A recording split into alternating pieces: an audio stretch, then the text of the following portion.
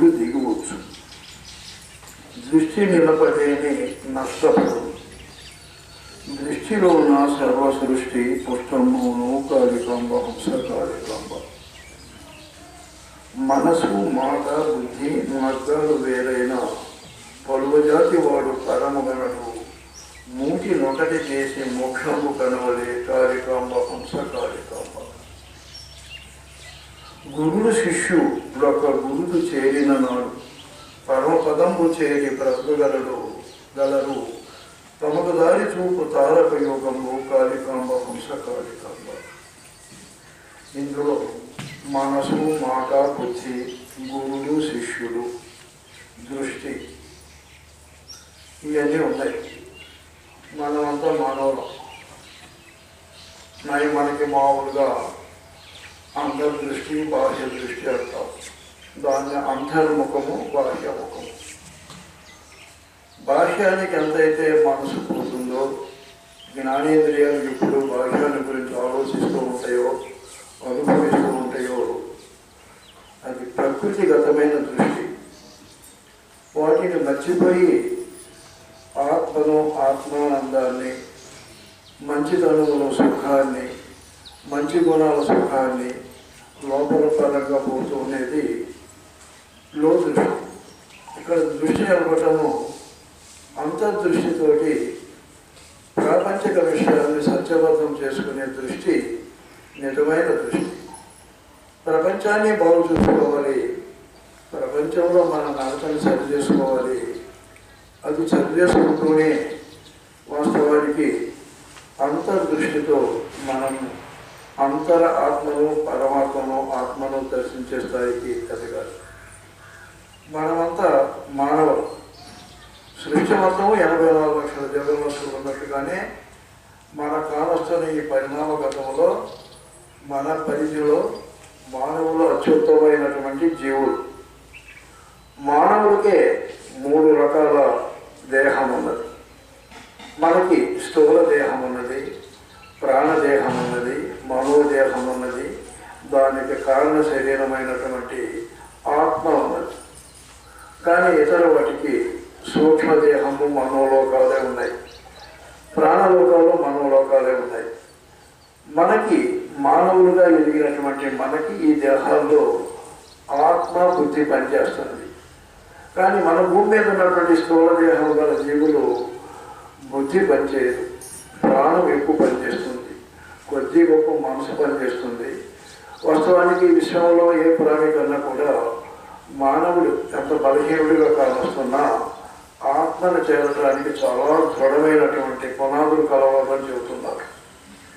వాస్తవానికి మన దృష్టి ఎప్పుడూ కూడా జ్ఞానేంద్రియాలు ఉన్న బయటికి దూసుకోకపోతుంది.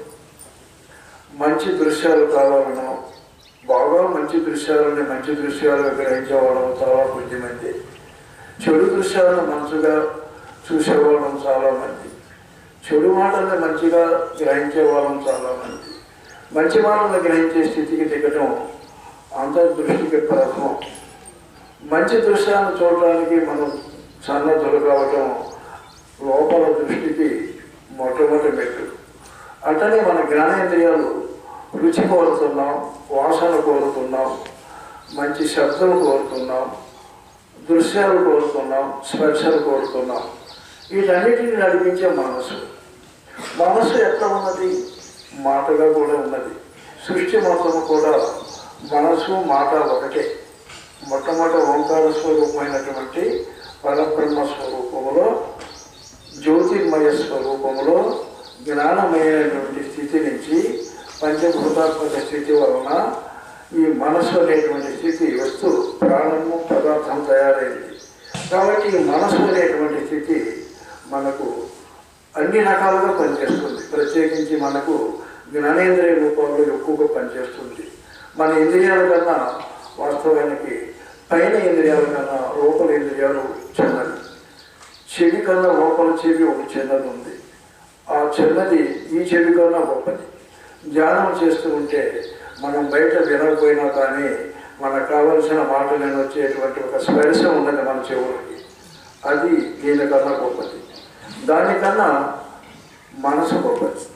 మనసు కన్నా బుద్ధి గొప్పది. బుద్ధి కన్నా సాత్విక అహంకారం గొప్పది. సాత్విక అహంకారం కన్నా మహత్తు జ్ఞానము గొప్పది. జ్ఞానం కన్నా అవ్యక్తంలో ఉన్న పరమాత్మ స్థితి సచ్చిదానందత గొప్పది. అది పొందడానికి దృష్టిని అంచెలంచెలుగా లోపల తీసుకోవాలి. దృష్టి నిలిపిలేని దేవుడు దిగవచ్చు. దేవుడు ఎట్లున్నాడు లోపల? దేవుడు మొట్టమొదట లోపల ఉన్నటువంటి స్వరూపము మన ఆత్మే. దేవుడు ఎక్కడో లేడు. మహాత్ములు చెప్పిన ప్రకారం ఏ మతం తీసుకున్నా చివరికి వస్తే నీవు మంచిగా ఉంటేనే దేవుడి కాడికి పోతూ ఉన్నారు. అసలు వాస్తవానికి పోయేది లేదు, వచ్చేది దేవుడి కాడికి. మనం దేవుళ్ళమే అవుతాం.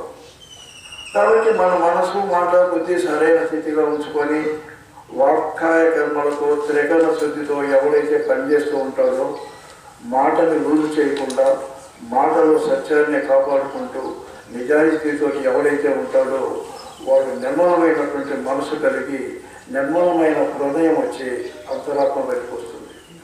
మనసు లోపల పోయే కొద్ది బాహ్య విషయాల్లో పట్టించుకోదు.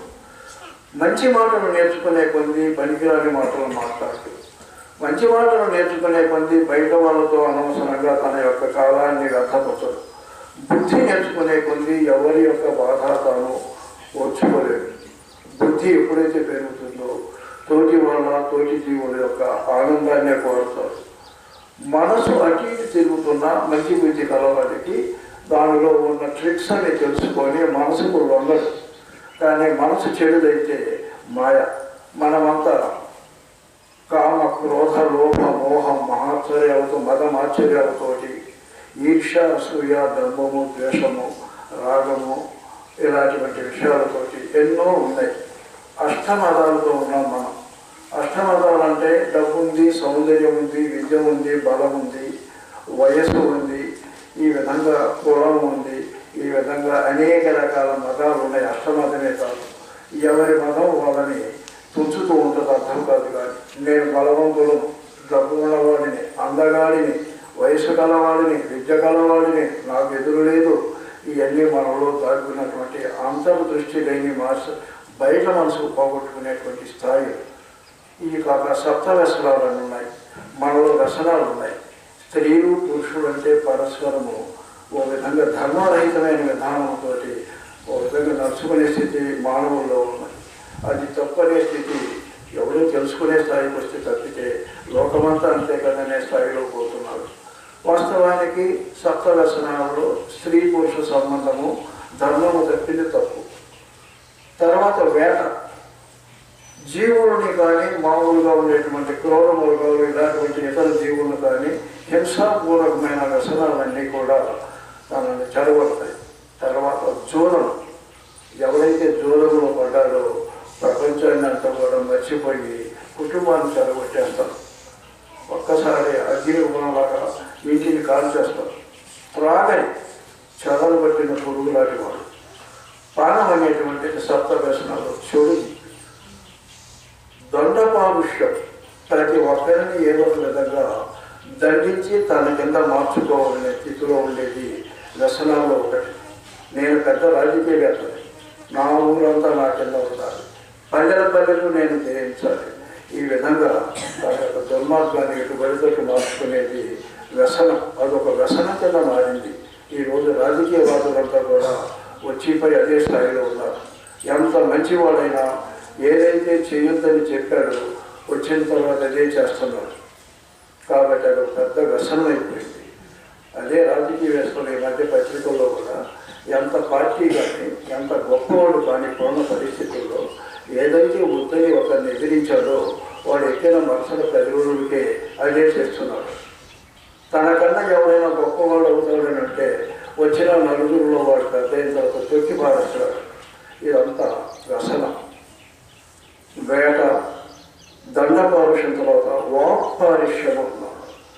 మనిషి మాటలతోటి మాయ చేస్తూ ప్రతి ఒక్కరికన్నా నేను గొప్పవాడిని తెలియగలవాడనే స్థాయితోటి కించపరుస్తూ ఒక విధంగా ఇతర వాడి యొక్క స్థాయిని ఎప్పుడు కూడా కాళ్ళ కింద పెట్టుకోవాలనేటువంటి వ్యసనం కల స్థితి మనకి ముఖ్యంగా ఇప్పుడు ఎక్కువగా టాక్టిక్స్ నేర్చుకున్న విద్యావంతుల్లో ఉంది.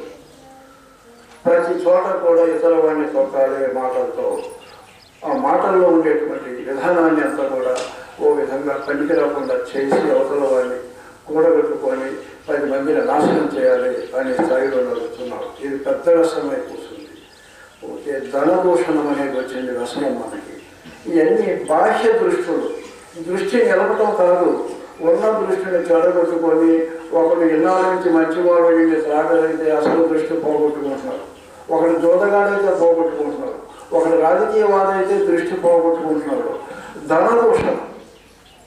10 రూపాయలు పెట్టి ₹1,00,000 తీద్దామనే స్థితిలో ఉంటూ 10 మందిని మోసం చేస్తూ డబ్బు కోసము అనేక అక్రమాలు చేస్తూ దుర్మార్గంగా డబ్బులు తీసుకుంటూ దుర్మార్గంగా వాటిని ఖర్చు పెడుతూ ఎంతైనా దుర్మార్గానికి వెచ్చిస్తూ చివరికి అంతకన్నా మించినటువంటి డబ్బులు సంపాదించి జల్సాల కోసము తనకున్నటువంటి అక్రమమైనటువంటి పనుల కోసము ఈరోజు అంతా తప్పైనా కానీ మంచినే భావంతో ప్రతి మానవులు చేస్తున్న 90% మానవులు ప్రతిదీ చేస్తున్నదంతా వ్యసనమే. బాహ్య దృష్టి అని చెప్పారు మహాత్ములు గారు. అంతర్దృష్టి ఎట్లుంటుంది? ఇంద్రియాల మీద మనం ఏ విధమైన పట్టు తీసుకోకూడదు. వాటికి ఏదో ఇట్లా ఆకలి అయితే ఇంత అన్నం వేసినట్టు, తమలపాకు ఆడకుండా ఈ విధంగా ఇంత నీళ్లు తల్లినట్టు వాటిని ఉద్దగిస్తూ ఆఖరికి మనలోకి తెచ్చుకుంటూ ఆత్మ ప్రకాశాన్ని తీసుకుంటూ, అందుకే పైన చూశాడు తమకు దారి చూపు తారక యోగము. మహాత్ములైన వాళ్ళతో, ఒక సద్గురువు లాగా ఉన్న వాళ్ళతో మనమంతా కూడా ఈ మాయగారి దృష్టిని పోగొట్టుకొని, బయట ఉన్న దృష్టిని పోగొట్టుకొని అంతర్దృష్టికి పోతే చూపులోన చూపు చూడంగా తెలివిలోన తెలివి వెలుగుతుండు, తలపులోని తలకు తలపోచి చూడరా విశ్వదాభిరామం వినరవే మాట్లాడే కోసం. లోపల దృష్టికి చూడ స్థితికి వచ్చారంటే గురువుగారు తారక యోగి ఉంటాడు. తారకం అంటే మనసు యొక్క విలువలన్నీ తెలిసిన జ్యోతిర్మయమైన జ్ఞాన స్వరూపముతో ఓంకార తత్వాన్ని తెలుసుకున్న విధానం ఉన్నటువంటి మంచి వాళ్ళతో స్నేహితే, సత్పురుషులుగా ఉన్న వాళ్ళతో కూడా వాళ్ళకి ఓంకారం తెలియపోయినా మంచి నడవడి వీరునంత వరకు తమకు 10 మందికి మేలు చేద్దామనే వాడితో మనము స్నేహం చేస్తే వాడు పోయే దారి వాడికే కాక ఆయనను అనుసరించేటువంటి ఎవరికైనా కూడా తారక యోగముగా పనిచేస్తుంది. తారక యోగం అంటే మనసు నిర్మాణపడే కొంది హృదయంలో ఉన్న ఆత్మ మంచి భావాలు ఇస్తూ, మంచి ఆనందాన్ని ఇస్తూ, మంచి తెలివిని కల్పిస్తూ, సృజనాత్మక కలిగిస్తూ, సమస్యలను తీసిపారేస్తూ తమ శిష్యుల్ని సమాజాన్ని, అంటే గురువు శిష్యుడిలన్న పరమార్థములు పరిపాలనా పనులు పారమార్థికులుగా ప్రబలలేని ఏంటి అప్పుడు జగతినందు సుఖము శాంతులను అంటాడు బ్రహ్మగారు. గురువులు శిష్యులు ప్రత్యేకించి నిజంగా మంచి స్థాయిలో ఉంటే ఈ రాజకీయాలు విధంగా నడిచే కాదు. వాస్తవానికి గురు శిష్య సాంప్రదాయంలో అంత స్వార్థంతో కూడిన గురు శిష్య సాంప్రదాయం వచ్చి గురువు మీద ఉండాల్సిన విలువ లేక, గురువుకు ఉండాల్సిన విలువ అసలు లేక మనమంతా కూడా వ్యసనానికి బానిసలై ఉన్నాం. ఆఖరికి ఒక గురువు శిష్యుడు అంటే గురువుతో నిలిపిన ఒక గురువుతో నిలపాలి. పరమాత్మ పరబ్రహ్మ స్వరూపం తప్పితే సృష్టి మొత్తము మాయ. దానికోసము మనసు పెడితే మనసు నిర్మలం అయ్యే పొంది ఆత్మస్థితి తనకు వచ్చి ఒకే గురువు దృష్టి నిలబడడం అంటే ఏమిటి? మనము ప్రేమ తత్వాన్ని చూపిద్దాం, ప్రేమను నేర్చుకుందాం, సమతతో ఉందాం, అందరినీ సమానంగా చూసుకుందాం, పక్షపాతం లేకుండా ఉందాం, హింస చేయకుండా అహింస మార్గంలో ఉందాం, తప్పులు గ్రహించి మనం అన్నీ కూడా సర్దుకుందాం, ఓ విధమైనటువంటి వివేకముతో వివేచనతో ఉందాం, త్యాగభావంతో ఉందాం, ధనాన్ని దేనైనా కానీ సేవాభావంతో ప్రజలకు అర్పిద్దాం. ఇది ఒక్క చూపు చూడటం. ధర్మానిగా మనం ధర్మార్థ కామ మోక్షాలను చూసి పొందుదాం అనే మాట ఎవరైతే నిజంగా ఉంటుందో, దాన్ని కాపాడుదాం, పొందుదాం, ఇద్దామనే మాట ఎవరికి ఉంటుందో ఒక్కటే గుర్తు. గురువు శిష్యుడు ఒక గురు చెప్పడు. గురువు శిష్యులుగా పరమాత్మలై ఉండాలి, పారమార్థికులుగా పరిపాలన చేయాలి. ప్రపంచంలో ఉన్న ప్రతి జీవికి మేలు చేద్దామనే భావముతో ఉన్న గురు శిష్యులే నిజమైన గురు శిష్యుడు. బ్రహ్మగారు మన వాస్తవానికి శ్రద్ధగా ఎలాంటి వాళ్ళంతా కూడా గురు శిష్య సాంప్రదాయాన్ని మనకు నిలిపి ఇప్పటికీ కూడా వస్తూ ఉంది. నిజమైన గురువు, నిజమైన శిష్యుడు తమ కోసము కాక తమ ధరిస్తూ కూడా తారక యోగాన్ని పొందుతూ, తారక యోగం అంటే తనలో ఉన్న తత్వము కోసము మనసు పెట్టినటువంటి గురు శిష్య సాంప్రదాయంలో ఇద్దరికీ మేలు చేసేదే తారక యోగం. దృష్టి నిలిపిలేని దేవుడు దిగవచ్చు. దేవుడు ఎక్కడున్నాడు? నీలోనే ఉన్నాడని చెబుతున్నారు మహాత్ములు. మన ఆత్మే అంతా కూడా దైవతత్వం అన్నారు. క్రిస్టియన్స్ కూడా నీలోనే స్వర్గం ఉందన్నారు. వారి దేవుడి తత్వాన్ని స్వర్గం అనే విధానంలో ఫాలో అవుతుంటాం. మనము స్వర్గం అనే విధానాన్ని ఆత్మగా ఫాలో అవుతుంటాం. ఆత్మకి, స్వర్గానికి, మోక్షానికి ఇవన్నీ కూడా కొద్ది పదాలే. కానీ అక్కడికి వస్తే మనసు నిలిచినటువంటి ఏ స్థితితో, దృష్టి నిలిపిన స్థితి ఏదో, మనసు రహితమైన స్థితి ఏదో, అప్పుడు లోపల వచ్చే వెలుగు ఏదో, ఐ ఆమ్ ది వర్డ్, నేనే వాక్యాన్ని అన్నాడు. ఐ ఆమ్ ది పాత్, నేనే మార్గాన్ని అన్నాడు. ఐ ఆమ్ ది ట్రూత్, నేనే సత్యాన్ని అన్నాడు.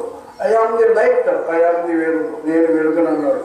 ఇవన్నీ కూడా తీసుకుంటే మనం ఆ దృష్టి నిలిపినప్పుడు వచ్చే పదాలు. కాబట్టి నిలిపిలేని దిగుడు. దేవుడు అనేవాడు ఆత్మస్వరూపుడు. మనం ఏదో కూడా అదైపోతుంది, గుర్తుంచుకోండి. బ్రహ్మగారు, సిద్ధయ్యలు, లేకపోతే శ్రీశాయి అలాంటి వాళ్ళు సృష్టిలో ఏది కావాలంటే అది చేసే స్థాయికి దిగినవాళ్ళు. బ్రహ్మాండాన్ని మళ్ళీ బ్రహ్మాండం పెట్టాలన్నా కూడా చెప్పి కృష్ణ పరమాత్మల అతడు సాక్షాత్ పరమాత్మ స్వరూపం అని చెబుతున్నారు. ఈ దృష్టి గడిపితే సృష్టి మొత్తము పుష్టం అవుతుందన్నారు. మనము దృష్టి నిలవకుండా సృష్టిని నీరసపరుస్తూ మనం నీరసపడి అజ్ఞాన అంధకారంలో పడి వస్తున్నాం.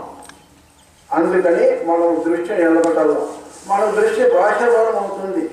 శిలుని పడ్డ కొండలాగా మనలో ఉన్న శక్తి అంతా ధారపోస్తున్నాం. జన్మ పరంపరగా పుట్టుట సత్తుట కొరకే అంటే సత్సత్తున్నాం, పుడుతున్నాం. వాస్తవానికి గుంటకు సాగు లేనటువంటి ఆత్మస్థితి మంది అవన్నీ గ్రహించే స్థితికి కొన్ని యుగాల తరాకు వచ్చే స్థాయిని తీసేసి గురు శిష్య సాంప్రదాయంలో నువ్వు దిగావంటే నువ్వు బాగుపడతావని చెబుతుంది. దృష్టి నిలిపిలేని దేవుడు దిగవచ్చు. మనలో ఉన్న దేవుడు ఎక్కడున్నాడు? ప్రప్రథమలో అచల పరిపూర్ణులుగా ఉన్నాం మన ఆత్మలన్నీ. మన ఆత్మ పరమాత్మ ఉన్నది. ఆత్మకి, పరమాత్మకి, పరబ్రహ్మకి, పరాశక్తికి, శుద్ధ చైతన్యానికి, సచ్చిదానందానికి, బట్టబయలుకి ఏ తేడా లేదు. అదే దేవుడు. మన ఆత్మ బట్టబయలు ఉంది. అక్కడ ఏమీ లేదు, అన్నీ ఉన్నాయి. అక్కడ శూన్యం ఉంది, అన్నీ ఉన్నాయి. మళ్ళీ అక్కడ లేని ఉంది, మళ్ళీ సర్వము ఉన్నాయి. అన్నీ ఉండి అన్ని లేని స్థాయిలో ఉన్న శూన్యమే మన యొక్క స్థితి. మనకి అక్కడ ఆనందం ఉంది, లేదు. అక్కడ ఏదీ లేదు, ఉంది. ఆ స్థితిలో ఉన్న ఆత్మ మనం ఈ విధంగా జీవరాశిగా వచ్చాం. మన ఆత్మ ఏమై ఉన్నాం? పరమాత్మ ఏమున్నాం. మన ఆత్మ ఏమై ఉంది? పరబ్రహ్మ ఏముంది. మన ఆత్మ ఏమైంది? పరాశక్తి అయింది. మన ఆత్మ ఓంకార పరంజ్యోతి పరమగురుడై ఉన్నాడు. మన ఆత్మ పరాత్పరుడైన పట్టబయలై ఉన్నాడు, పరిపూర్ణుడై ఉన్నాడు. అదే దేవుడు. దాన్ని మనం చూడవచ్చా? 100కి 100 పాలు చూడవచ్చు. అదే దిగు వస్తాడన్నది. దృష్టి నిలపలేని నష్టపడు. మనము అంతర్ముఖం కానప్పుడు, అంతర్ముఖం చూపులోని చూపు చూడంగా తెలియకపోతే చూపులోని చూపు చూడంగా అంటాడు. అంటే పాపజాలం వల్ల భాషిపోవు అంటాడు చోట.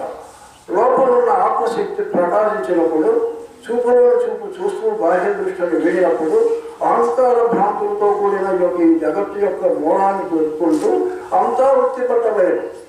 అవ్యం వ్యర్థ బాహ్య కోపీ నభవతి. అంతా వృత్తి పట్టలేదు, ఏమీ లేదు అంటున్నాడు. మూలభావం నిగజ్ఞాతం నా శరీరం నగమేస్తాయి. శరీరమే లేని గుర్తెరిగితే, దేహం అనేటువంటిది గుర్తెరిగితే ఏమీ లేదు. స్వప్నేయ ప్రతీయమానాన్ని రూపాన్ని యథాతథ అంటారు.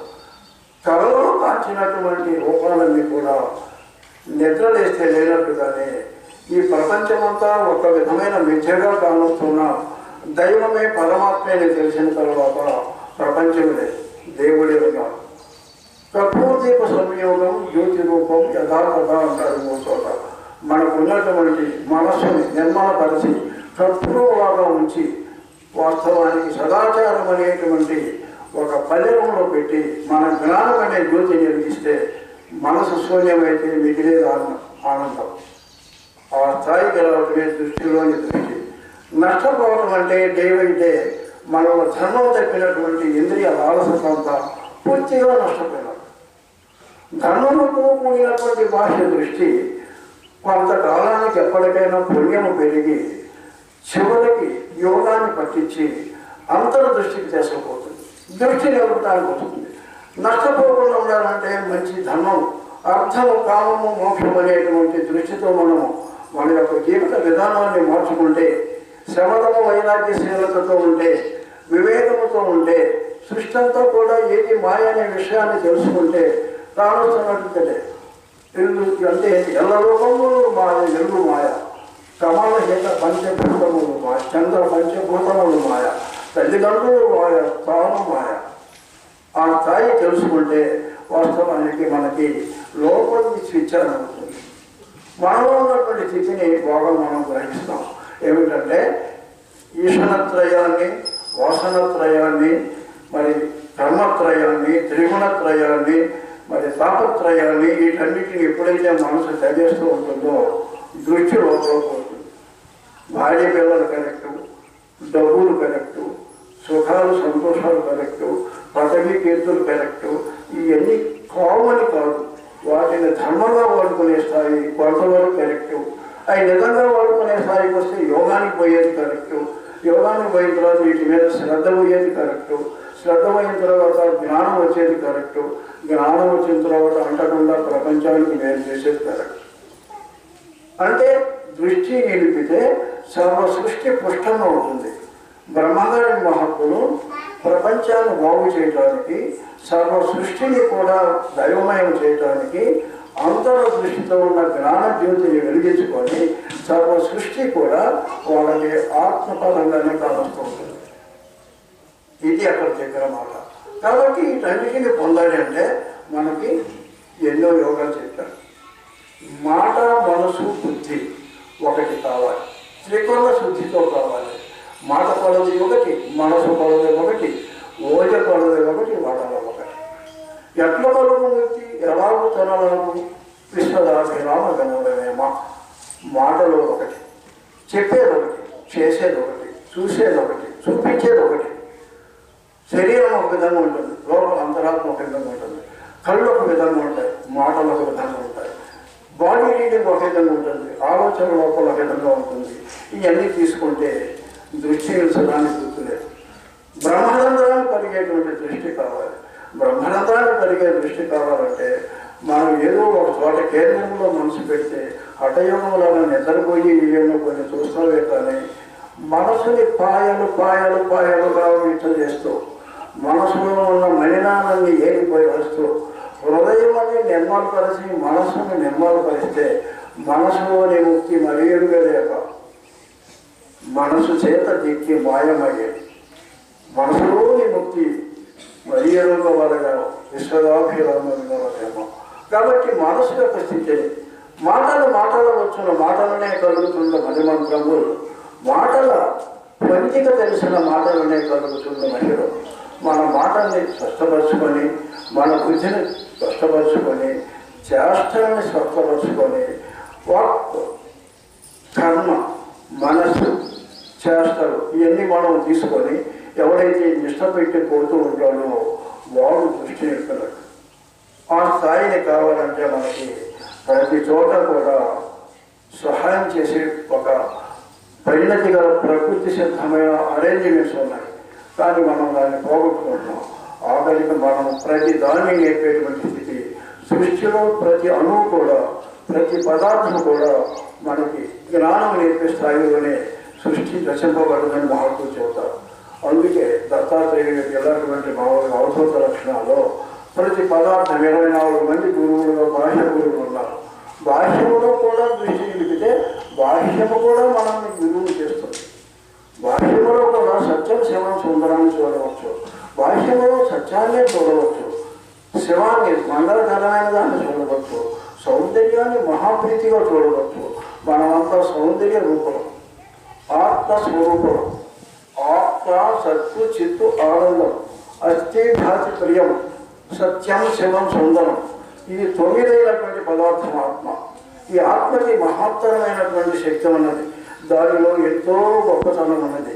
దానిలో దయ ఉన్నది, క్షమ ఉన్నది, వాస్తవానికి శౌచం ఉన్నది. ఆత్మకి ఎంతో శుద్ధి అవసరమే తెలియదు, పనికిరాని నీచుడికైనా పరమహీనుడికైనా ఆత్మ మేలుకుంటే శుద్ధమై కూర్చుంటాడు.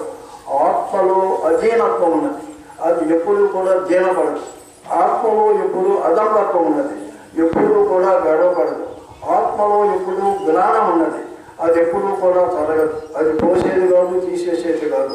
ఆత్మలో ఎప్పుడు ప్రశాంత శాంతి ఉన్నది, అది పోయేది కాదు. ఆత్మ ఎప్పుడు ఆనందమై ఉన్నది, అది పోయేది కాదు. ఆత్మ ఎప్పుడు అనంతమైనది, అది తరిగేది కాదు. ఆ విధంగా తీసుకునే స్థాయికి దృష్టి నిలిపితే నీకు కానొస్తుంది, నీకు పరంజ్యోతిగా కానొస్తుంది, సచ్చిదానందంగా కానొస్తుంది, సర్వమై కానున్నట్టుగా కానొస్తుంది, సర్వంలో ఉన్నట్టుగా కానొస్తుంది, సర్వాన్ని తానులో కలిగినట్టుగా కానొస్తుంది, సర్వానికి అతీతమైనట్టుగా కానొస్తుంది. ఈ ఆత్మ వాడే దేవుడి దిగురాట కంటే ఆ దేవుడి దిగురాటనే పదార్థాన్ని కలగటానికి గురిపుషి సాంప్రదాయం ప్రత్యేకించి ఈ 21వ శతాబ్దంలో మహత్తరంగా నడుస్తుంది. మహాత్ముల వరకు మనం చాలా అదృష్టవంతులం. ఇది సంధి పీరియడ్. ఎంతగా మనము పాప పరిజ్ఞానంలో లేకపోతే సంసార రూపంలో బాధపడుతూ ఉంటున్నా, మనకంతంత విద్యలు నేర్చుకున్నా, మనకంత పదవులు డబ్బులు అందము ఉన్నా, మానవుడికి దక్కేది దృష్టి నిలిపినప్పుడే. ఏదైనా దృష్టి నిలపని ఏ సంపదైనా, ఏ పదమైనా, అందమైనా ఏదైనా కూడా కాలగమనంలో తులుచుకొని కర్మబద్ధము చేసి కర్మని పెంచి మానవుల్ని ఒక పశువులాగునో క్రిమిలాగునో మారుస్తూ, లేక ఓ విధమైనటువంటి విశేషాలాగునో మారుస్తూ కాలానుగుణంలో ఎప్పటికో బాగుపడతారు. కాబట్టి సృష్టి కార్యక్రమంలో మనం చేయాల్సిన విధానాన్ని మనసు మాట బుద్ధి మార్గాలు వేరైనా పలువు జాతి వాడు పరమూలము మూటినొక్కటి మూలము కనవడే. మూలం అంటే ఏంటి? పరమాత్మ. పరమాత్మ అంటే ఏంటి? దేవుడు. దేవుడు అంటే ఎవడు? నీలోనే ఉన్నాడు. నీలో ఉన్నవాడు ఎవడు? నిత్యము. పైకి మాత్రం మనసులు నేను గొప్ప, నా శరీరం గొప్ప, నా జాతి గొప్ప, నా కులం గొప్ప, నాకు డబ్బు ఉంది, ఒకడు ఉన్నా కానీ వాడిని ఎప్పుడైనా నెట్టిపారేయాలి. ఇది నిజమైన లేదు కాదు. ప్రపంచమంతా ఒకటే, ప్రపంచంలో వీస్తున్న గాలి ఒకటే, అన్ని పంచభూతాలన్నీ ఒకటే. నా ఆనందమే ప్రపంచంలో నా ఆనందము, వాటి ఆనందమే నా ఆనందము అనేటువంటి భావనతో అంతా కూడా ఎవరైతే సర్వము కల్విదం బ్రహ్మ సర్వ వాసుదేవమిది అహం బ్రహ్మాసి అనే స్థితితో అంతా కూడా బ్రహ్మమయం, అంతా అఖండ అద్వయము, అంతగానో అనుభవమంతం చేసిన అంతరాత్మకు చింత చేయవే ఆనందో బ్రహ్మానందం అంటాడు ఆయన. ఆ క్షణాన్ని మనం పొందడానికి, ఆ దృష్టిని నిలుపుకొని లోపల ఉన్నటువంటి ఆత్మతత్వాన్ని కలగటానికి గురు శిష్య సాంప్రదాయం ముఖ్యం. మరి గురు శిష్య సాంప్రదాయం అనేది నడుస్తుందా? ఈరోజు ఎలాగూ నడుస్తుంది, డెవలప్ అవుతుంది, అందులో సందేహం లేదు. కానీ వెనకబడి మురిగినటువంటి సాంప్రదాయం ఇప్పటికీ ప్రజలు నష్టపరుస్తున్నది. ఎట్లా? గురువు శిష్యుడు ఒక గుర్తు చేరాలి. గురువు గారికి దేవుడి మీద నమ్మకం లేదు, ఉన్నట్టు కానొస్తాడు. మరి ఎట్లా కానొస్తున్నాడు గురువు గారికి దేవుడి మీద నమ్మకము? సత్యమలేని వాడికి దేవుడైన ప్రశ్న అర్థం కానట్టే కదా. సత్యమే దేవుడైనప్పుడు సత్యాన్ని పాటించిన వాడు ఓ విధంగా దేవుడు ఎట్లవుతాడు, దేవుని ఎట్లా కలుగుతుంటాడు? వాస్తవానికి శిష్యుడికి ఆత్మ ఉన్నది. శిష్యుడు మూర్ఖుడైనా వాడి ఆత్మ సత్యాన్ని గ్రహిస్తూనే ఉన్నది. వాడు గురువు ఎదిరించే స్థాయి లేకపోయినా వాడిలో ఒక సాక్ష్యం ఉన్నది. వాడు నిజంగా మనం పోయినట్టు విధానంలో మన గురువు గారు మనకన్నా అభిమానంగా ఉన్నాడని మన సాక్షి చెబుతూనే ఉన్నది. మరి గురి ఎక్కడి నుంచి జరుగుతుందో ఒకటి, ఎవడైతే నీతిబద్ధుడవుతాడో, ఎవడైతే నిజాయితీ బతుకుతాడో, ఎవడైతే ఉన్న తప్పుని క్షమింపని కోరుతూ ఉంటాడో, ఇతర వాళ్ళని క్షమించే విధానంలో ఉంటాడో, ప్రేమ సత్యాన్ని నీతిని పంచుతూ ఉంటాడో, ఎప్పుడు ధనాన్ని అన్నిటినీ కూడా 10 మంది వేరు కోసం చేస్తూ ఉంటాడో, అది గురువు అంటే. నిజమైన గురువు దానాన్ని నేర్పుతాడు, నిజమైన గురువు యోగాన్ని నేర్పుతాడు, నిజమైన గురువు నిజాయితీగా ఉండటం నేర్పుతాడు, నిజమైన గురువు ధర్మముగా నీతిగా ప్రేమతో పంచుకునేటువంటి సానుభూతితో ఉండటం నేర్పుతాడు, దయావరణతో ఉండటం నేర్చుతాడు, వాస్తవానికి దీనులను సేవించమని నేర్పుతాడు, ఎట్టి గౌరవం లేకుండా బ్రతకమని నేర్పుతాడు, ఆత్మీయ స్నేహశీలతో ఉండమంటాడు, మాట మనసు కర్మలతో ఎవరికి హింస చేయకుండా ఉంటాడు, వాస్తవానికి దొంగతనము ఇలాంటి ఏది చేయకుండా ఉంటాడు, చెడు పనులు చేయకుండా ఉంటాడు, ఇంద్రియ నిగ్రహంతో శవనము వైరాగ్యశీలిగా ఉంటాడు, పేద వాళ్ళకి ఆనందంగా ఎప్పుడు ఆరోగ్యము మంచి మనసు ఇచ్చేటట్టు చూస్తూ ఉంటాడు, వాళ్ళలో ఉన్న సంశయాలన్నీ తీరుస్తూ ఉంటారు. వాళ్ళకి కావాల్సిన విషయాలన్నీ చెప్పకుండా నేర్పుతూ ఉంటారు. వాళ్ళ నాలుగు మనసులో ఉన్న మలినాన్ని అంతా కూడా ఎండగట్టి బయట పారేస్తూ ఉంటారు. ఆయన ప్రజెన్స్లోనే మనకెంతో ఆరోగ్యపరమైన విషయాలు కూడా తెలుస్తూ ఉంటుంది. ఇవన్నీ కూడా గురుతత్వంలో చిన్న చిన్న మెలుకు మన యొక్క వెనుక అనే లోపల ఆత్మశాంతి అఖండంగా వెలుగుతూ ఉండే స్థితి వస్తుంది. దానికి ఎంతో ధైర్యం వస్తుంది. జీవితం మీద నిరాశ పోగొట్టుకొని ఆశలోకి వస్తాం. నిజమైనటువంటి ఆశ దేవుణ్ణి చూద్దాము, డబ్బులు సంపాదించుతాము, పనికిరాని పేరు ప్రతిష్టలు తెచ్చుకుందాము, కులం కోసమో మతం కోసమో చదదాము అనే ప్రశ్న లేని విధానాన్ని గురువుగారు చెప్తారు. వాస్తవానికి ఆత్మీయతత్వాన్ని, ఐక్యమత్యతత్వాన్ని నెక్కుతారు. ఎట్టి స్థితిలో కూడా నీచతత్వాన్ని నుంచి పొగడటానికి ఎప్పుడు ఎల్లబెడుతూ ఉంటారు. ఈ విధంగా ఉన్నదే గురువు అంటే గురుడు ఎనక గురు యొక్క గురి తరుగు, గురు దృష్టి గురి తరుగు గురువుడు నా ఎంత గురుడైతే నమ్మకం. నువ్వు ఎంతగా ముఖముగా దేవుడి పని తిప్పుతావో అంతగా ఆయన కిరణాలు పడి నువ్వు బాగుపడుతూ ఉంటావు. నువ్వు ఎంతగా దేవుడి తల్లి చూసినా వారి హృదయాన్ని నెమ్మదిపరచుకోవో, కిటికీ తెరవకుండా చీకటి గదిలోకి సూర్యకిరణాలు రావాలని చూస్తావో, ఎంత దగ్గరగా ఉన్నా కానీ హృదయ వికాసం లేకుండా చూస్తావో, 1000 మగులు గురువుకాలు ఉన్నా కానీ హృదయాన్ని నువ్వు కవాటాలను చదవకుండా చూస్తూ ఉంటావో, నీకు గురువు యొక్క సులభతావు నువ్వు చేయలేవు. అది ఏముందంటే ఓ విధమైనటువంటి కపట సేవ అంటుంది. మంచి హృదయంతో దూరం ఉండి ఏ చెన్నైలో ఉన్నా కానీ, ఏ మద్రాసు, ఏ యొక్క మలేషియాలో ఉన్నా కానీ, ఎక్కడ ఏ విధంగా ఉన్నా కానీ నీ మనసు యొక్క నిమ్మడుతుంటే నీ గురువు, నీ అంతరాత్మ గురువు, నువ్వు ఆశించిన గురువు, లేకపోతే మనిషి రూపంగా నువ్వు చూస్తున్న గురువు నిత్యము నీలో పనిచేస్తూ ఉంటాడు. గురువు అంటే అది.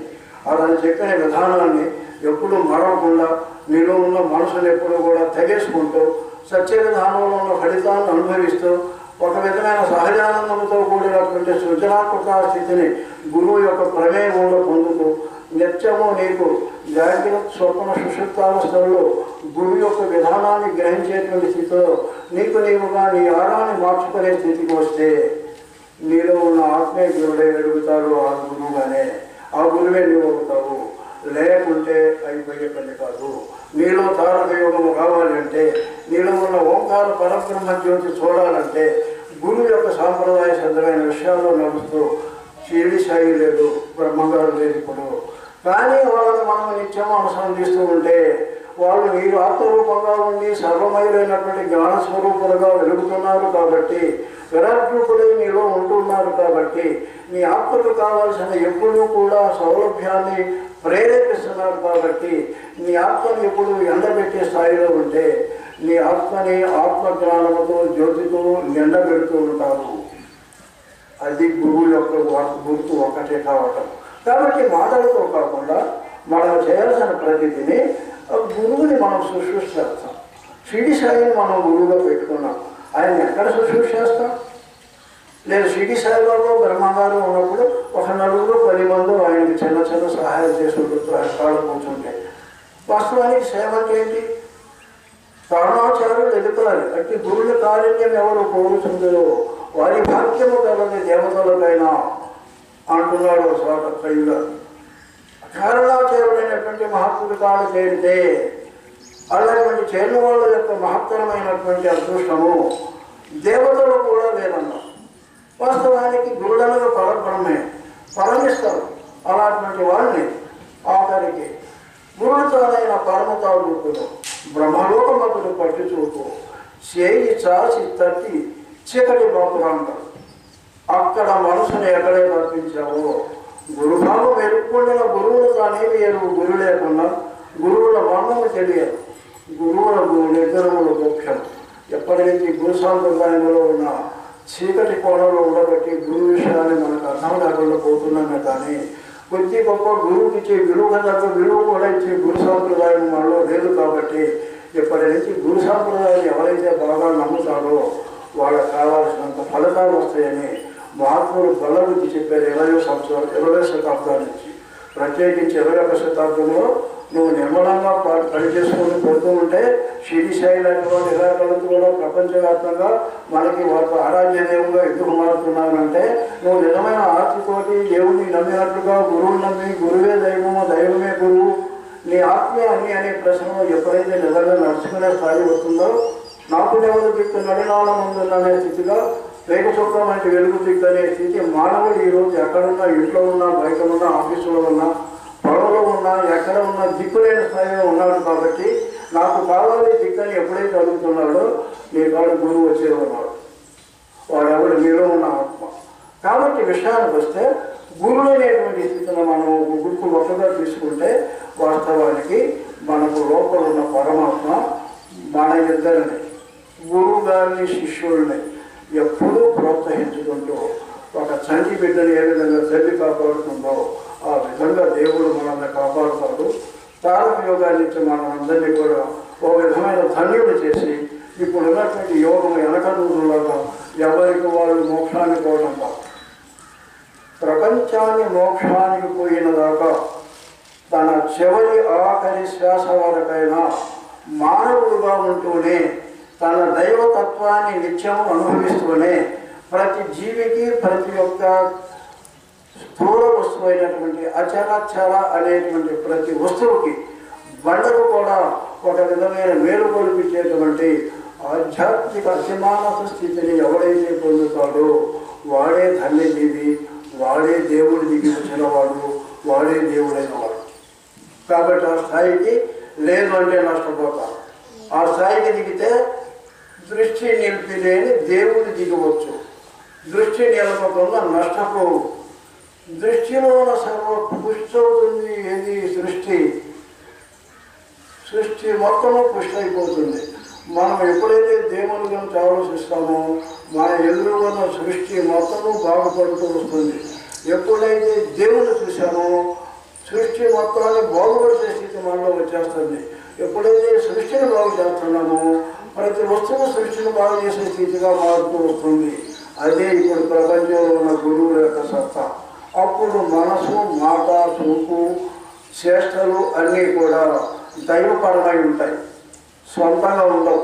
ఒక 150 ఏళ్లలో గుర్తుంచుకోండి, మానవులకి ఆస్తులన్నీ కూడా మనం టేబుల్ మీద ఏ విధంగా అనేక రకాలుగా పదార్థాలు పెట్టి మనం తింటున్నామో డబ్బులు కావాల్సినంతగా ఇంట్లో బీరువాడు నుంచి మంచి గృహంలో ఎవరికి కావాల్సిన డబ్బులు దేవుడు పెట్టుకొని పోవటం జరుగుతుందో అలాంటి స్థితి రాబోతుంది. నిర్మలమైన భావాలు గల మానసిక వ్యవస్థ, కుటుంబ వ్యవస్థ, సమాజ వ్యవస్థ, ఆరోగ్యపరమైనటువంటి ఇంటి వ్యవస్థ వాస్తవానికి బ్రహ్మాండమైన ఆనందంతో మునుగుతూ ఒకరికొకరు దేవతామూర్తులుగా కారణమిస్తూ విశ్వంలో ఉన్న ప్రతి జీవిని బాగు చేసేటువంటి మానసిక వ్యవస్థ గల మనుషులు ముఖ్యముగా పూర్వకములో రాబోయేటువంటి 180 ఏళ్లలో ప్రత్యేకించి వస్తున్నారని మహాత్ములు చెబుతున్నారు. వాళ్ళ యొక్క ఏది చేస్తే వాళ్ళకి కలిసి వస్తుంది, ఆరోగ్యవంతులని చెప్పారు. ఆ రోజు 80-90 ఏళ్ళు బ్రతకడం అంటే చాలా సులభం అని చెప్పారు. రోగాలు ఉండవని చెప్పారు. అది దృష్టి నిలిపితే వచ్చేది. ఆరు కమలములకు ఆవల బయలలో బ్రహ్మానందం అన్నది పదము చూసి చూడండి. అక్కడికి పోయే స్థాయి వస్తే మనమంతా దీర్ఘాయుషులు కలవాలమవుతాం. ప్రపంచానికి మేలు చేసే దృష్టి నిలుపుకోవాలమవుతాం. ఆ దృష్టిలో ప్రపంచానికి ఏ విధంగా మేలు చేయాలనే స్థితి తెలిసిపోతుంది. ప్రతి మానవుని యొక్క మనసు మనకు తెలిసిపోతుంది. ప్రతి జీవుల యొక్క ఆనందాన్ని చేకరించే విధానంగా ఉంటాం. మన గురించి ప్రతి కిరణము ఆనందమయంగా ప్రేమమయంగా పోతుంది. ఆ స్థితిలో మారకనే దేవుడు దిగి రావుతాం. కాబట్టి దానిని మనం సంపాదించాలంటే మంచి గురువును చేరాలి, మంచిగా విషయాలు సేకరించాలి, మంచి సద్గ్రంథాలు చదవాలి, వాస్తవానికి సదాచరణ చేయాలి. ఎన్నోసార్లు చెప్పుకుంటాం. వాస్తవానికి వేదాంతమైన, తత్వచింతనైనా, పురాణమైన, రామాయణమైనా ఏదైనా వాస్తవానికి మన జీవితమే నిన్న తిన్న ఆహారమే ఈరోజు తింటున్నాం. కొద్ది మార్పులతో ప్రతికిన 100 ఏళ్ళు అదే ఆహారం తింటున్నాం, అదే శక్తిని పొందుతున్నాం. దానితోనే మనం ఎంతో తెలివిని సంపాదించుకుంటున్నాం. అదే తెలివిని నిత్యం ఉపదేశము వింటున్నాం, చెబుతున్నాం, చదువుతున్నాం. వాస్తవానికి మనం ప్రతిరోజు చేసేది ఏదో ఇప్పుడు అదే చేస్తాం. కానీ దైవపరమైన విషయం చేసిన తర్వాత చేసే విషయాలు వేరు, అందులో ఉన్నటువంటి బ్రహ్మానందం వేరు, శుద్ధ చైతన్య స్థితి వేరు. దానికోసంగా పొందినటువంటి మహాత్ములు కూడా నిత్యము అదే ఆనందం పెడుతున్నారు. మనం ఆఖరికి వస్తే ఏమి మిగిలిందంటే యోగానంద గారి మహాత్ముల్ని ఆయన అమ్మటి అనుసరించి మెహర్బాబు గారి మహాత్ముల్ని నిత్యము ఒక నీడలాగా ఆయనకి సేవలు చేస్తూ వాళ్ళకి కావాల్సిన అన్ని తృప్తిపరుస్తూ దైవానికి సంబంధించిన విషయాలన్నీ సేకరిస్తూ ఆయన యొక్క ఆశీస్సులు పొందుతూ తమకు తాముగా అన్నిటిలో ఉత్తీర్ణమయ్యాలనే విషయాన్ని తెలుసుకొని కూడా అయోమయ స్థితిలో పడుతూ స్వామి ఈ యొక్క ఏమంటారు ఈ అంగడిని ఎప్పుడు మారుతామని అడిగారు అందరినీ.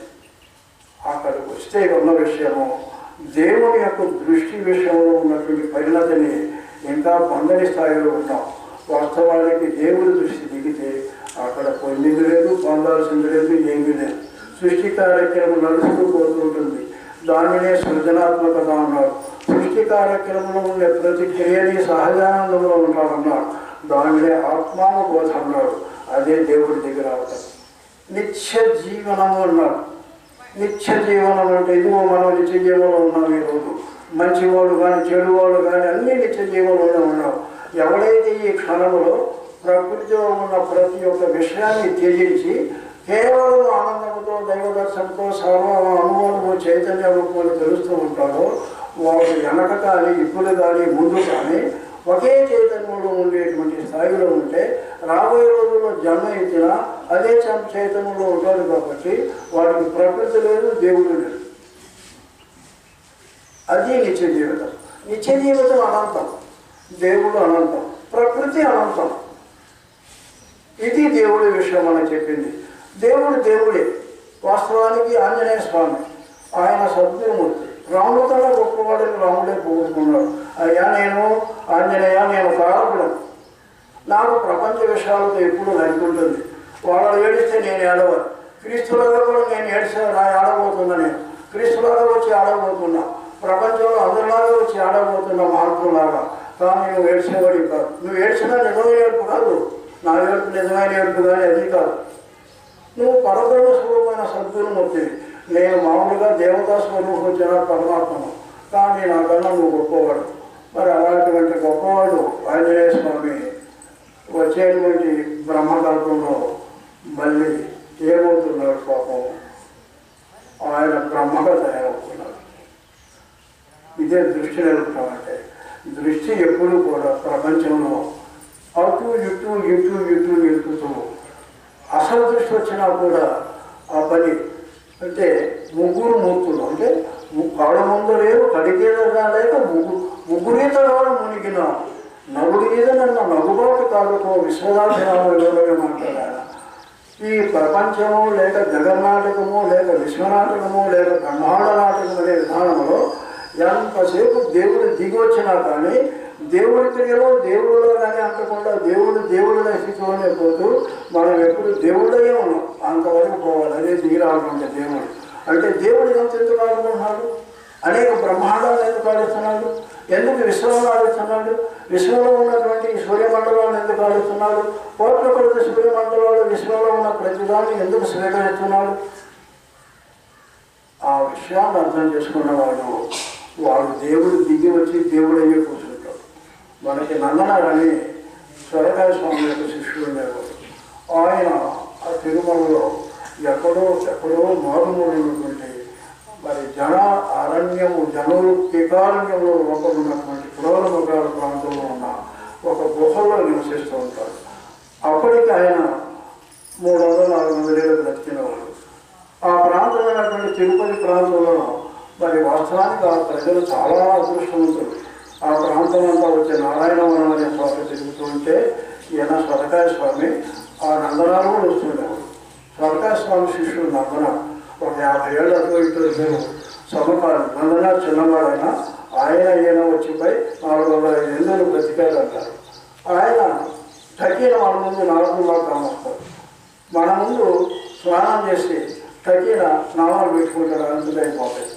తగ్గిన మన ముందు ఎగిరిపోతాడు. అరే దేవుడు చూడడానికి వచ్చారు, దేవుళ్ళు అలా దేవుణ్ణి చూడంగా, అరే దేవుణ్ణి చూసిపోతున్నాం అని ఠక్కిపో అర్థం చేసుకోండి. అయ్యా స్వామి నువ్వు ఎక్కడ ఉన్నావంటే, అరే అక్కడికి వస్తే మీరు గుండెలో వస్తామన్నా మిమ్మల్ని తెలుసుకోవద్దాం అంటారు. అంతా దేవుడి దైవ మహత్వం చెప్పింది. దేవుడు దిగిరావటం అంటే దేవుడి తాగానే ఉండి అందరికీ దేవతత్వం నిలబడమే దిగిరావటం. దృష్టి నిలబడటం అంటే ప్రపంచ వ్యాపారాన్ని ఎప్పుడైతే వదిలేశాడో దృష్టి నిలుస్తుంది. మనసు శూన్యము కాగానే మాయ ఎప్పుడైతే శూన్యమవుతూ వస్తుందో, మనసు శూన్యము కాగానే ఆత్మ బయటకు వస్తుంది. ఆత్మ అనంతం, దానికి మహాపని ఉంది.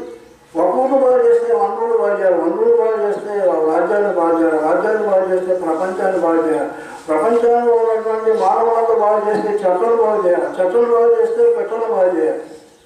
ఇది దేవుళ్ళు అంటే అవన్నీ నీ సహజాత్మకలో సృజనాత్మకలో నీలో ఉంటాయి. అందుకని ఉంటే అంతటువంటి స్థాయిలో ఉంటాడు. అదే తారక యోగం. ఆ తారక యోగాన్ని మనం పొందితే మనం అంతా తారక యోగంలో మారుతున్నాం. మీకు తెలియదు, మనకు అన్ని విషయాలు మానసిక వ్యవస్థలో ఎన్నో మార్పులు వస్తున్నవి. 100 ఏళ్ల క్రితం 50 ఏళ్ల క్రితం ఉన్న మనుషుల కన్నా మనం చాలా గొప్ప వాళ్ళని అంత చెడు పనులు చేస్తున్నా కూడా చెడు వాస్తవానికి దేవుడి ప్రక్రియలో లేదు. చెడు మంచి అనేటువంటి స్థితి దేవుడి ప్రక్రియలో ఎప్పుడు లేదు. గురుతత్వంలో అంతకన్నా లేదు. ఈ రెండింటికన్నా ముఖ్యమేంటంటే ప్రస్తుతంలో మంచి నేర్చుకోవడమే ప్రతి వారి హక్కు. అందుకని నేను తప్పుడు పనులు చేశానో చేయబోతున్నానో ప్రశ్న లేదు. ఎప్పటి నుంచి ప్రతిదీ మంచిగా మార్చుకునే స్థాయి వస్తే నీవు చెప్పిన ప్రకారము ఈ జన్మలోనే సాధిస్తామని చెప్పారు. 80 రోజుల్లో తప్పు చేస్తే జన్మాంతరాల్లో కూడా నీకు ఆ తప్పు పోయిందాక మోక్షం లేదు, యోగం లేదన్నారు. తప్పని చెప్పింది. అంతా మనమే సృష్టించుకున్నాం. సారెపురుగు ఏ విధంగా తనలో ఉన్నటువంటి జగత్తోనే కట్టుకొని మళ్ళీ దాన్ని పగలు కొట్టుకొని ఏ విధంగా నడుస్తుందో, ఆ విధంగా పట్టుకులు కూడా తనను కట్టుకొని దాని విధానాన్ని బయటకు వచ్చేస్తుందో, ఆ విధంగా నువ్వు తలస్తే పదార్థాలు చేసే మాయలో నుంచి బయటికి రావడానికి సద్గురుడు ఈరోజు నీకు తారక యోగ స్థితిలో నీకు కుమ్మరించే స్థాయిలో బ్రతికి ఉన్న స్థితిలో ఉన్న సద్గురుడు అనంతంగా ఉన్నాడు. ఈరోజు సూక్ష్మ రూపంలో లక్షల మంది ఉన్నారు. అందుకని ప్రపంచాన్ని రోజు రోజుకి వచ్చిపోయి ఇప్పుడు మనం 2015 వచ్చాము. ఇంకా 15 ఏళ్ళకి మరి యొక్క ప్రపంచంలో ఎంతో శాంతి నెలకొల్పుతుందని మహాత్ములంతా చెప్పారు. కాబట్టి మనము బుద్ధిని మార్చుకుందాము, మనసును మార్చుకుందాము, మాటలు మంచిగా చేసుకుందాము, సమయాన్ని సద్వినియోగపరుచుకుందాము, డబ్బులు అందరికీ మంచిగా పంచుకుందాము, ధర్మంగా సంపాదిద్దాము, గర్వం లేకుండా ఉందాము, సమతతో ఉందాము, ప్రేమతో ఉందాము, ఈర్ష్య సూచనలు లేకుండా ఉందాము, వ్యసనాలు పొందకుండా మదము లేకుండా ఉందాము, దేవుడు తప్పితే సృష్టిలో ఏదో వ్యర్థంగా లేదనుకునేటువంటి స్థితిలో ఉన్నాము. పరులు కాదు పరమాత్మ అంటారు. పరువునే దూషిస్తే పరమాత్మను దూషించినట్టు అని చెప్పారు మహాత్ములు. నువ్వు మానసికంగా పరుషంతో ఉండి ధనదూషణ చేసే స్థితిలో ఉంటే ప్రపంచంలో ఉన్న తెలివినంతా చదువుకొచ్చిన వాడు అవుతున్నామన్నారు మహాత్ములు. కాబట్టి డబ్బుని ఏ విధంగా మనం వినియోగించాలి, మన క్రియాశీలతని ఏ విధంగా వినియోగించాలి, మన ఇంగిత జ్ఞానాన్ని ఏ విధంగా వినియోగించాలి, బాధ్యతని శిష్టతని ఏ విధంగా మనం వినియోగించాలి, ప్రపంచంలో ఉన్న ప్రతి జాతిని లేకపోతే మన సమాజంలో ఉన్న మానవుని ఏ విధంగా ఏకీకృతం చేయాలి, శిష్టతతో సాహసంతో సహాయకుడితో ఏ విధంగా ఉండాలి, ఇదంతా కూడా దృష్టిలో ఉండాలి.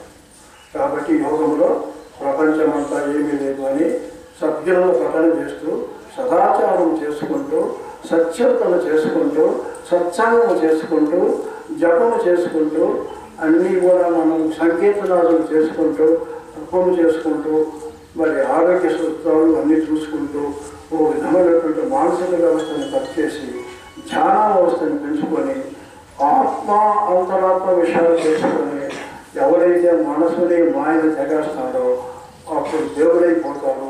అప్పుడే దేవుడు దిగి వస్తాడు. దిగి వస్తే వాడు దేవుడుగానే ఎప్పుడు గడుస్తాడు. వాడే జీవన్ముక్తులై ఉంటాడు. కాళికాంబ హంస కాళికాంబ భస్మము ఉంటాను. కర్మములెల్లను కావులు అగ్ని, వేదనలెల్లను రేగడి జ్వాలలు, కవల యాసయహము కాలు మంట, తాపశాపము వల్ల దగ్ధము కీలలు, ఎంత వేడుకలలో రేగు చిచ్చు, కామాది విప్పులలో కాలి బూజలు సిఖి, మత్తు అగ్గినతడెల్ల మండు పొయ్యి, ఆత్మ పరమాత్మ బోధయ్యే అలరు నిప్పు సచ్చిదానందమునసుకు సత్యకాంతి నీతి భక్తి విరక్తులు నిర్మల దిగి వసుదేవ శ్రీ ముచ్చుకున్న వరద కృష్ణ. దృశ్యయుగ విధానంలో తారక యోగ విషయంలో మనకు చెప్పినటువంటి పదాలు ఇది. మనకి తారక యోగంలో ప్రత్యేకించి తారక యోగంలో మనం పొందేటువంటి అనుభవాలు కొన్ని ఇందులో ఉన్నాయి. అంటే తారక యోగము ఓ విధంగా ఏదైతే తరింపజేస్తామో అది తారకమే. కానీ ఇది ఓంకార పరబ్రహ్మ స్వరూపముతో పరంజ్యోతి స్వరూపముతో నిర్మల మనసుతో లోపల ఉన్నటువంటి చిచ్చైతన్య యొక్క స్థితిని కనిపెట్టి మనసును సమతుల్యం చేసి మనసును తెంపివేసి మనసులో నిర్మలానందముతో తారాత్మక ప్రపంచానికి మీరు చేసే సున్నితమైన హృదయం గల మానసిక బుద్ధితో ఎవరైతే నడుస్తాడో వాడికి ఇది వచ్చినట్లు గుర్తు. కాబట్టి వాడికి ప్రకృతిలో ఎట్ట నడవాలో తెలుసు. వాస్తవానికి యోగుల్లో రకాలు ఉన్నారు. యోగి జ్ఞానం పొందిన వాళ్ళు ప్రజలకు కొంతవరకు మేలు చేస్తారు, తను బాగుగా ఉంటాడు, ఆయన ప్రభావం అంతే ఉంటుంది. కానీ మనసు తెలిసిన యోగి, మనసు మర్మం ఎరిగిన యోగి, ప్రపంచ విషయాలన్నీ తెలుసుకున్న యోగి, ప్రాణశక్తి లోటులన్నీ తెలుసుకున్న యోగి తారక యోగి అని ఉంటాడు. తారక యోగికి సత్యాలు పటాబయలు ఉంటాయి. ప్రకృతి యొక్క స్థితి ప్రతి వారి మనసు పది పరిశ్రమ తెలుస్తుంది. ప్రతి దాని కారణం కొంతవరకైనా తెలుస్తుంది. మనసుతో వాటిని మళ్ళీ మామూలు మూలలో ఉన్న స్థితిని కూడా బాగు చేసే శక్తి ఇస్తుంది. వాడు మనసు పెట్టి ప్రకృతిలో మనసు నిలిపితే అది రిపేర్ సెక్షన్కి వచ్చిన దాన్ని కొంతవరకు బాగు చేస్తారు. అతనుకున్నటువంటి శక్తి పడదు. తారక యోగంలో బ్రహ్మగ్రంథులు ఉన్నారు.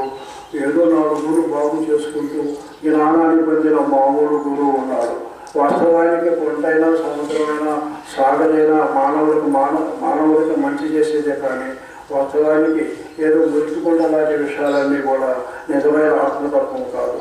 ఎక్కడైతే యోగం శరీరం నడుస్తుందో, ఎక్కడైతే తారక యోగం నడుస్తుందో వాళ్ళ వలన 4 ఊళ్ళో 4 జిల్లాలో 1 జిల్లాలో బాగుపడుతుంటే వాడు సత్పురుషుడే. అంతవరకే ప్రకృతి దేవుడు అతని అర్హత ఉన్నది.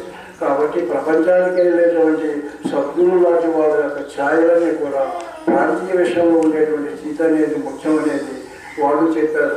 మేము వాళ్ళు ఒకటే అన్నారు. వాళ్ళు లేకపోతే మేము లేకపోతే వాళ్ళు లేరు.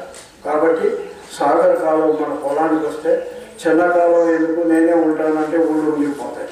కాబట్టి చిన్న కాలం ఎంతో సాగర కాలం సాగరం అంతే, సాగర్ ఎంతో చిన్న కాలం అంతే. దేని పని దానికి ఎప్పుడు ఉంటుంది. ఏది ఎక్కువ లేదు తక్కువ లేదు. సద్గురు సత్తాలు ఎప్పుడు మహాత్ముడు యొక్క స్థితిలో సద్గురు నేను సద్గురు అనడు, జీవుడు అనడు, అంతా నేనేనంటాడు. అది మహాత్ముడు యొక్క స్థితి. అది తారక యోగం. కాబట్టి పాపములను భస్మై ఉండం. మనం ధ్యానం చేస్తున్నాం. మూలాధారం నుంచి సహస్రారం దాకా ధ్యానం చేస్తున్నాం. సత్యయోగమని, క్రియాయోగమని, రాజయోగమని, సహజ యోగమని, భక్తురహిత తారక యోగమని, అమనస్క యోగమని ప్రశ్నలన్నీ తెచ్చుకుంటున్నాం. మహాత్ములు చెప్పిన విధానాలు అనేక మార్గాల్లో అనేక గురుకోవలో నడుపుతున్నాం. ఇవన్నీ ఎక్కడ ధ్యానం చేసినా పాపములను భస్మము ఉండదు. క్రోధవశమును భ్రమించకుండా మందు విషయ ఆధ్యాత్మికతలో విరెక్కి గాఢయజ్ఞం అనుభవించిన వాళ్ళు శ్రేయస్సుగాను.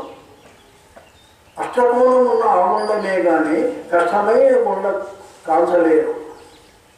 ఇష్టమైన లోని కాల్చిచ్చు కలవలే అంటాడు ఆయన. అంటే అర్థం ఏంటంటే మనలో ఎప్పుడైతే బుద్ధుడిలో ఒక విధమైనటువంటి జ్ఞానానికి లేస్తుందో ఆ చిచ్చు అనేటువంటి స్థితి ప్రతి ఒక్క చక్రంలో ఉన్నటువంటి చిచ్చుకు అనుసంధింపబడి అక్కడ వెళ్ళేటువంటి విధానంలో మనలో పాపాలు ఎన్నో ఉన్నాయి. మనం మనసుతో ఎన్నో పాపాలు చేశాం, మాటలతో ఎన్నో పాపాలు చేశాం, వాస్తవానికి శరీరంతో ఎన్నో పాపాలు చేశాం. మనసు, మాటలు, కర్మలు అన్నీ ప్రాణంతో కూడా చేశాం. మన ప్రాణం ఒక పరిగిదానికి రేయి మొదలు తపన పడ్డది. పాపం చేయించింది ఆ ప్రాణం. కుసుము మనకిచ్చింది జీవితాన్ని. అంటే ఈ పాపాలన్నీ ఎప్పుడు వచ్చినాయంటే మనలో ఉన్న త్రిగుణ సహితం. ఎక్కడ రజోగుణము తమోగుణం ఉంటుందో పాపాలు అక్కడ వచ్చేస్తాయి. సత్వగుణం ఉంటుంది కానీ అక్కడక్కడ తప్పు పడేసే స్థితికి పోయేదను దయా ఇలాంటి వాటిలో కూడా తప్పులు చేసి పనికిరానిటువంటి పాపాన్ని సత్వగుణం కూడా పొందుతుంది. ఓ విధంగా గుణాలు త్రిగుణ రహితమయ్యేదాకా పాపాలు వస్తూనే ఉంటాయి, కానీ కొద్ది గొప్ప తేడాలతో వస్తాయి. కాబట్టి మన గుణాలన్నీ పోవాలి అంటే ముందు మనం కర్మల యొక్క సిద్ధాంతాన్ని మనసులో తేటపరుచుకొని పశ్చాత్తాపడుతున్నాం, దేవుణ్ణి మనం ప్రార్థిస్తున్నాం, ఆహార నియమాలు పెట్టుకుంటున్నాం, ధ్యానాన్ని పెంచుకుంటున్నాం, జపాన్ని పెంచుకుంటున్నాం, ఏదైతే చేయాలని పని ఉన్నదో అది చేయకుండా ఉంటున్నాం, పాపాలు పోతున్నాయి. ఆ గుండంలో ఎప్పుడు జ్ఞానానికి ఉన్నది, మంట కాదు అసలైన స్థితి. జ్ఞాన అగ్ని మంటగా కానొస్తున్నా జ్ఞానంతో కూడిన తెలివి అసలైన అగ్ని. జ్ఞానంతో కూడిన ఉన్న తెలివే అగ్నికి అగ్ని. అది మనలో ఎప్పుడైతే వచ్చిందో కార్చిచ్చులాగా మనలో ఉన్న పాపాలని దగ్గర జ్ఞానాగ్ని దగ్ధ కర్మ అని అన్నారు. అంటే మన పాపాలన్నీ కూడా పోతాయి. మనం ఎన్నో పాపాలు చేసాం, ఎన్నో జన్మలు 10,000 కోట్ల సంవత్సరాలు వెనక చేసిన ఏ చిన్న యొక్క జీవితంలో చేసిన దేహపరమైన పాపాలు కూడా ఈరోజు మనం అనుభవించడానికి అవకాశం ఉందని చెప్పారు. కొన్ని యుగాలు దాటిన తర్వాత కూడా దాని యొక్క స్టాంప్ మనలో ఉంటుందని చెప్పారు. కాబట్టి ఆ పాపాలు పోవాలంటే అవి మేలుకొనేటువంటి ప్రాంతంలో అగ్నిని తగిలిస్తే మండిపోతాయి. మనం ఎంత చేసిన తప్పుల్ని విడిచి మనం చేసిన దానికి పశ్చాత్తాపడి వాటికి ఎటు విధమైనటువంటి ఓపిక లేకుండా మనలో మళ్ళీ వాటిని ప్రవేశింపకుండా ఎవరైతే చేసే స్థాయి కలుగుతారో, జ్ఞానగినేటువంటి బ్రొకిటీలు అనేటువంటి స్థితిలో ఉన్న దాన్ని దగ్ధపరుస్తారో, క్రోధవశము కామ క్రోధాలన్నింటినీ కూడా మార్చేస్తారో, అలాంటి జ్ఞాన జ్యోతి, జ్యోతి రూపమైన జ్యోతి, జ్యోతి రూపమైన తెలివి, తెలివి రూపమైన తెలివి, ఈ రెండు కలిగితే పాపాలన్నీ పోతాయి. కాకపోతే కర్మములను కాలు అగ్గి. మనం మంచి కర్మలు చేస్తున్నాం, చెడు కర్మలు చేస్తున్నాం. సమూలము రజో గుణాలు పాపాలు ఇస్తున్నాయి. సత్వగుణం కూడా అక్కడక్కడ పాపాలు చేస్తుంది. అది సత్వగుణం కూడా ఎప్పుడు ఇంద్రియ లాలసతను వదిలిపెట్టదు. ఎప్పుడు పియానా వినాలి, హార్మోని వినాలి, లేకపోతే మధురమైన ఏదో ఘంటసాల పాట వినాలి, దాని మీదనే మంచిగా మంచి పాయసం తినాలి, మంచి స్వర్గసౌఖ్యం అనిపించుకోవాలి, పట్టుబరుపులు కావాలి, మంచి ఫ్యాన్స్ కావాలి. ఇవన్నీ వస్తుంది సత్వగుణం. అది కూడా నిజంగా ఆనందిస్తుంది. అంటే శరీర భ్రాంతి కూడా ఎప్పుడు బాధని తొలగించలేదు.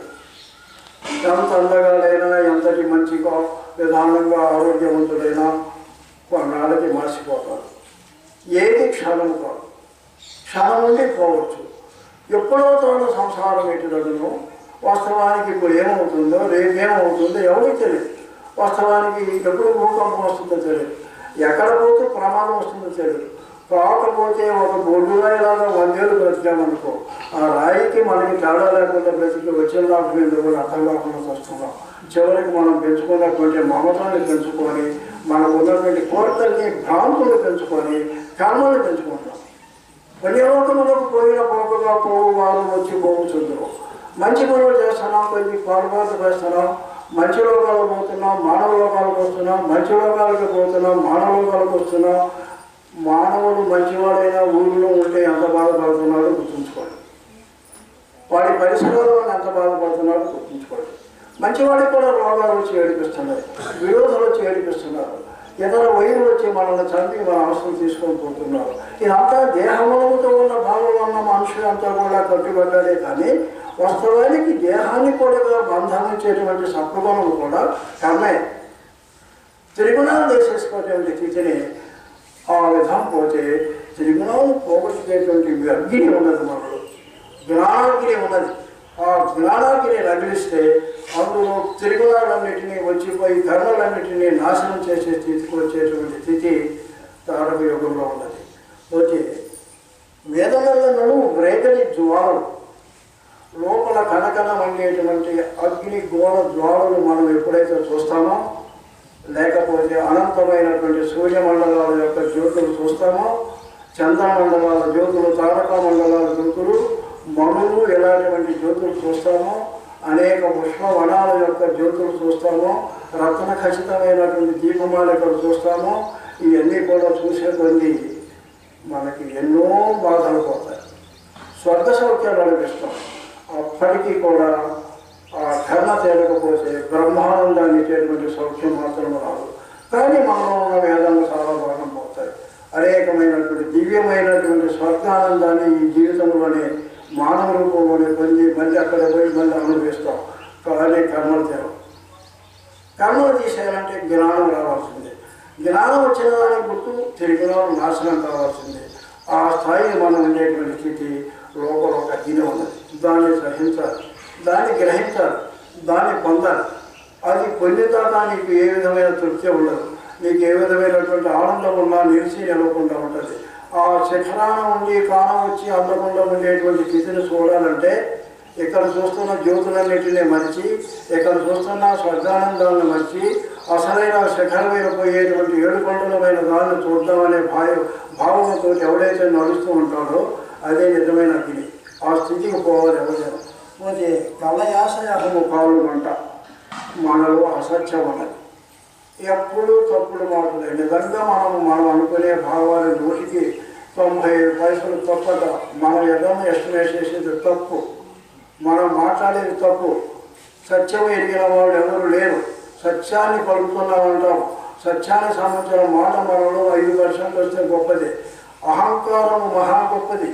నేననే పదము, నా వారనే పదము, నా మతం అనే పదము, నా కులం అనే పదము, నా డబ్బు అనే పదము అనే పదములో కళ్ళ ఆశ. నేను 10,000 కోట్లు సంపాదించాలి, ప్రజలను ముంచినా పర్వాలేదు, 10,000 మందిని ఎప్పుడు కూడా చేతుల్లో పెట్టుకొని రౌడీజం చేయాలి. ఈ విధంగా వచ్చే ఆహారాలు అన్నీ కూడా కాలిపోతాయి. ఎప్పుడైతే మామూలు ఒక సాధకుడు మొట్టమొదటి బయలుదేరినప్పుడు నాకు కావాలని ఏదో మంచిగా తన హృదయాన్ని మెచ్చుకుంటూ నేను బాగా కోర్టు సంపాదించాలి, ఎమ్మెల్యేలు కావాలి, అమెరికా పోవాలి, లేకపోతే యునైటెడ్ స్టేట్స్లో పెద్ద మంది ఎంతో పదవులు సంపాదించాలి, లేకపోతే యునైటెడ్ నేషన్స్ ఆర్గనైజేషన్లో నేను అక్కడ స్వయంగా కావాలి అనే భావాలన్నీ కూడా మీరు పొయ్యి పొంది జ్ఞానం దీపిస్తే అమెరికా పోదాము, యునైటెడ్ నేషన్స్ ఆర్గనైజేషన్ సెక్రటరీ అవుదాము, లేకపోతే పెద్ద డబ్బులు 1,000 కోట్లు సంపాదిస్తాము, తెగిపోతాయి. అక్కడికి వచ్చాక అన్నీ తెగిపోతాయి, బటాబాయిలు అయిపోతాయి. వాస్తవానికి ఈ స్థితి చాలా చోట్ల ఉన్నది.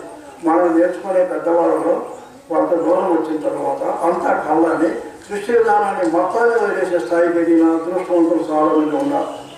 అలాంటి స్థితిలో ఒక మానవుడుగా పుట్టినటువంటి జీవాత్మలో అదృశ్యముగా ఉన్న జ్ఞానాన్ని తెచ్చుకోవాల్సినటువంటి విధానాన్ని అదృష్టంగా మంచి పంచుకునే స్థితిలో ఎదిగిన వాడు, ప్రయత్నించిన వాడు కళ్ళ అహం ఇలాంటి విషయాన్ని పోగొట్టుకుంటూ ఉంటే వాడికి అగ్ని జ్వరం తనతతో లేకపోతే దాన్ని లేపేటువంటి గురువు దొరుకుతారు. కాబట్టి కళ్ళ అహం ఆశలు కూడా కలిసి పారేసే స్థాయి ఎక్కడ ఉన్నది. తాపం శాపం వల్ల అర్థమో కీలం. మనకు తాపం చాలా మంది చూడండి, నాకేందో బాధగా ఉంది, ఎన్ని లక్షలు సంపాదించాలని ఏమీ లేదు, ఎందుకో నన్ను లోపల ఏదో చేయాలన్నమాట, నిద్రపట్టలు, గ్యాస్ ట్రబుల్, బీపీ, షుగరు, ఈ విధంగా మనము శాపంతో పడుతున్నాం. కాలం అక్కడ ఉన్న స్థితి ఏంటంటే మనలో అజ్ఞానం. శాపానికి ఏంటి అర్థము? శాపం లేదంటారు. ఏమి శాపము? మరి ఎవరినైతే ఎప్పుడైతే అనవసరంగా ఏడిపించామో వాడు ఉసురు మన మీద ఉన్నది. ఎవరైతే హింసామార్గంతో ఎప్పుడు కూడా రోజుకు చూస్తున్నామో వాడి హింసామార్గం యొక్క వాడి యొక్క ఒత్తిడిలో ఉన్నటువంటి బాధ మన మీద వస్తూనే ఉన్నది. శాపం అంటే ఏదో విశ్వామిత్రులాగా శాపం పెట్టడం కాదు. మనం పరస్పరం శాపాలు పెట్టుకుంటూనే ఉన్నాం. నమ్మిపోతే నాశనం చేస్తున్నారు. వీడు ఉసురుమని శాపం పెడతారు. శాపం పెట్టాలని వాడికి పవన్ ఉందని కాదు, వీడు నష్టపరిచారు, వీడు ఎప్పుడు నష్టపోతాడు, అదే శాపం. వీడు నన్ను అందరినీ మంచి ఈ విధంగా పెద్దలు అయ్యారు, వాడు ఎప్పుడు దాని విధంగా అది తప్పులు తాను ఉందని ఎప్పుడు తెలుసుకుంటాడు, మంచివాడు అనుకుంటాడు. ఇంకొకటి అభ్యనానైతే ఎప్పుడు వస్తాడు, ఎప్పుడు నాశనమై పేదలై బంధాలంలో పడతాడు అనుకుంటాడు. ఇలాగైన వాడు దేవుడు వాడికి ఎప్పుడు గుర్తిస్తాడో, వాడి గర్వాన్ని పోగొట్టు కానీ బాధనిచ్చే వాడిని ఏ విధంగా బాగు చేస్తాడో అనుకుంటాడు. మామూలు వాడైతే సత్య బాగుండు, వాడి ఆస్తులన్నీ పోతే బాగుండు, వాడి కుటుంబం అంతా నాశనం అయితే బాగుండు, ఈ విధంగా అనుకుంటూ ఉంటాడు. దైవ నిర్ణయంలో మనం పాత్ర ఎక్కడున్నది? దైవమే కదా మనం ఏది చేసినా. వాడెవడు మనం చేయడానికి? ఓ దేవుడో ఏదో వాడి చేత చేయించావు, వాడికి వీలుంటే బాగు చెయ్యి, లేకుంటే నీ ఇష్టం, వాడి కర్మ చేసుకో, కానీ వాడికి విద్యుత్ చేత ఏదైనా చెయ్యి, కానీ నా కర్మను నన్ను అనుభవింపజేశాడు, నా కర్మని మంచి పని చేసుకో, మంచి మాట, మంచి కర్మ, మంచి సూకులు, మంచి పద్ధతి నాకు నేర్పు. ఇది మనం అనుకోవాల్సింది. ఇదంతా ఏంటి న్యూసెన్స్ అంటున్నారు మీరు. వాస్తవానికి ఈ పద్ధతి మనకి ఇంకా 20-30 ఏళ్ళు వస్తే ప్రతి మానవుల్లో మెహరవాళ్ళ ప్రార్థన చూడండి. ఓ దేవా పరాత్పర దేవాది దేవ సర్వేంద్రయ సర్వేశ్వర సర్వాంతర్యామి, మా మాటల ఎందు, చేతల ఎందు, చూపుల ఎందు చేయటువంటి పశువుల్ని ఎప్పటికప్పుడు మమ్మల్ని క్షమించు, మమ్మల్ని చేసేటువంటి తప్పులన్నీ కూడా మంచి మార్గానికి నడుపు. ఇదే ఏడుపు. అది ఒకప్పుడు దొంగతనంగా మాట్లాడుకునే స్థాయిగా నేర్చుకున్నాం. ఎప్పటి నుంచి నిజంగా నేర్చుకునే స్థాయికి పోతున్నాం. మా మనసుని నెమ్మలపరచు, మా మాటల్ని నెమ్మలపరచు, మేము చేసిన తప్పుల్ని, ఇతర వాళ్ళు చేసిన తప్పులకి మమ్మల్ని క్షమాపణ చూడు, మమ్మల్ని వాళ్ళు క్షమించేటట్టుగా చూడు అనే స్థాయిగా రాబోయే రోజు వస్తుంది. మహాత్ములు చెప్పారు, చచ్చిపోయే వాడి పక్కన ఎవరితో ఒక 20 గజాలు అవుతుంటా కానీ గుసగుసలు ఆడుతుంటే వాడి చెవి చాలా షార్ప్గా ఎనొస్తుందట. మనం వీడు చావా, వీడు తొందరగా తెస్తే చావు అనుకుంటే వాడు సస్తా నేనే బతుకులేదని వస్తున్నాడు. వాడేదో నాకు చేశాడో, వాడి మొహం, వాడేదో జీవితం పాపం పిల్లల కోసం కష్టపడ్డాడు, ఏదో వాడు ప్రశాంతంగా చచ్చేసేవాడుకున్నాడు. ఓహో వీడు నన్ను బాగానే చూసుకుంటున్నాడని చచ్చిన తర్వాత నేను మాట్లాడు.